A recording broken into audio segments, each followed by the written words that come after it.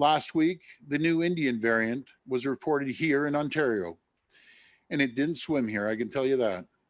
In fact, we learned yesterday that 90% of average daily cases this week are variants of concern. The same variants that fueled our devastating third wave, and they got in because of weak border measures. I can't stress this enough. We will never get ahead of this virus if we can't keep these deadly new variants out of our country. The borders, land and air, they're federal jurisdiction. And I assure you, if I had the power, I would close down Pearson Airport immediately. I would shut down the land border crossings to only those who are absolutely essential, because I would do everything in my power to stop a vaccine-resistant variant from getting into our country and bringing a fourth wave with it.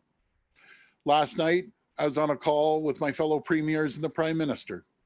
I once again pleaded with them to do more, to tighten the airports, to bring in mandatory pre-departure testing for those flying into Ontario from other provinces. And most importantly, to close the massive loopholes at our land border with the United States by bringing in a mandatory hotel quarantine for those major land crossings. Because too many people are exploiting these weak measures at our land border to get around the hotel quarantine. I want to thank our incredible border protection officers.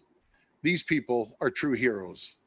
They're doing everything in their power to keep our country safe, and I fully support them.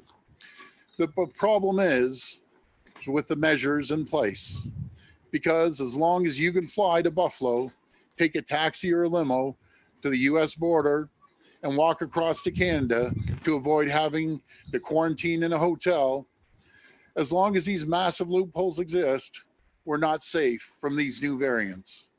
And I will not let this issue go because too much is at stake.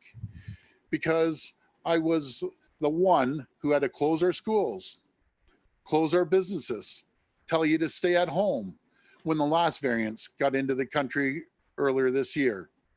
And I will do everything in my power as Premier. I will use every tool I have to make sure the action we need is taken.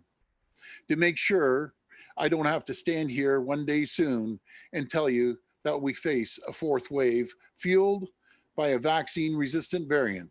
We just can't let that happen.